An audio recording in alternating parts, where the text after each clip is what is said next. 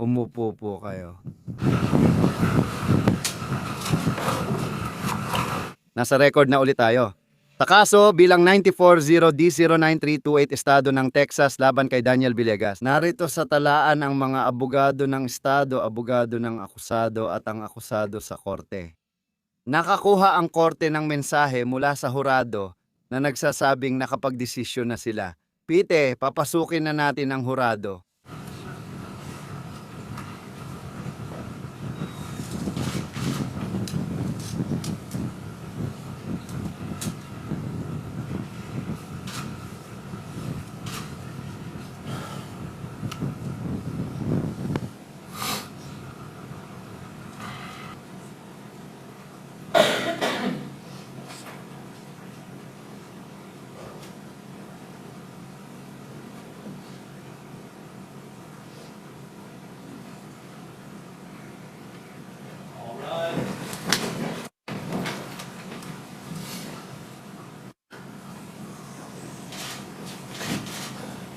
Maupo po kayo.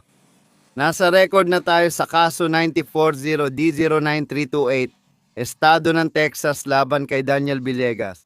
Nasa record na nasa korte ang mga abogado ng Estado, abogado ng akusado at ang akusado. Ibinabalik ng korte ang hurado matapos matanggap ang mensahe na may hatol na sila. Ginang, ang punong hurado ay may hatol na.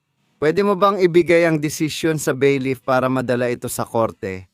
At masigurong tama ang anyo nito.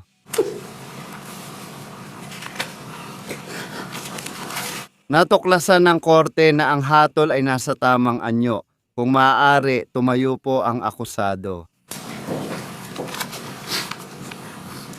Sa distrito ng korte ng El Paso County, Texas, ika-409 na hukuman estado ng Texas laban kay Daniel Villegas, bilang 74 0D na 328 hatol. Form B. Kami hurado ay napatunayang walang sala si Daniel Villegas sa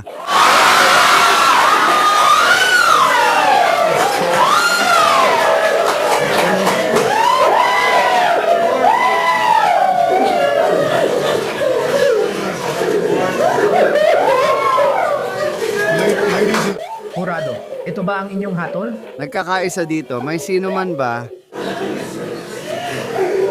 may gustong ipapol sa hurado? Merong kahilingan na ipapol ang hurado upang masiguro ko na ito ay inyong individual na hatol.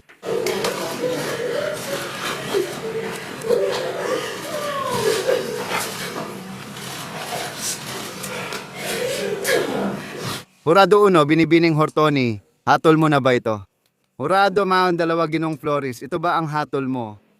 Hurado Mano 3, Binibining Rocha, ito na ba ang hatol mo? Hurado 4, Ginong Fonterreyes, ito ba ang hatol mo? Hurado Man 5, Ginong Medonda, ito ba ang hatol mo? Hurado 6, Ginong Paul, ito ba ang hatol mo? Hurado 7 ka, Binibining Luna, hatol mo ba ito? Hurado bilang 8, Binibining Gonzales, ito ba ang iyong hatol? Hurado bilang 9, Ginoong Han, ito ba ang iyong hatol? Hurado bilang 10, Binibining Buido, ito ba ang iyong hatol? Hurado 11, Binibining Bloom, hatol mo na ba ito? At hurado bilang 12, Binibining Esteban, ito ba ang hatol mo? Oh. Tinanggap ng hukuman ang hatol ng hurado, Ginoo.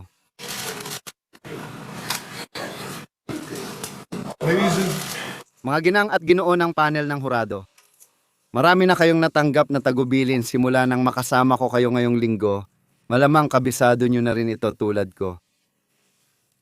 Hindi na kayo sakop ng anumang mga tagubilin. Malaya na kayong pag-usapan ng kasong ito kahit kanino.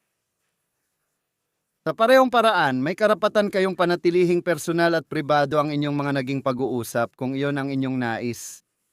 Alam ko po yon. Ugali ng mga abogado dito na kausapin ang hurado para malaman kung ano ang mahalaga sa kanila.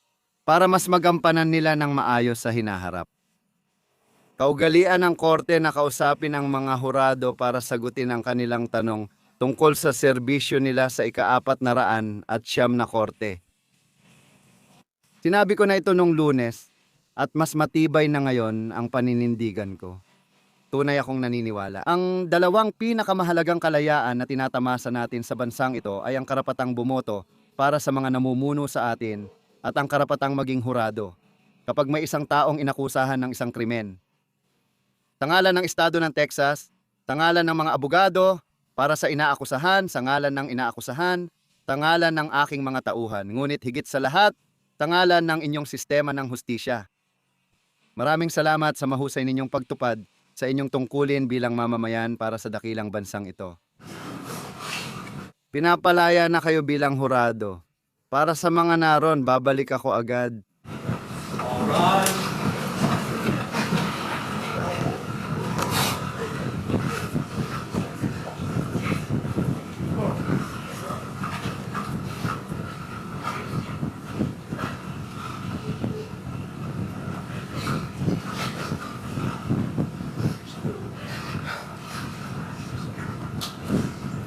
Maupo po kayo. Itala sa record ang kasong 940D09328 Estado ng Texas laban kay Daniel Villegas. Ngunit bumalik na ang hurado na may hatol sa kasong ito na nagsasabing ang akusado ay walang sala. Ginoong Villegas, marami kang kondisyon sa hukuman na to.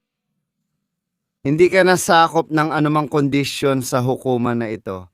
Ikaw ay may malaya ka nang umalis. Salamat. Good luck po sa inyo, sir.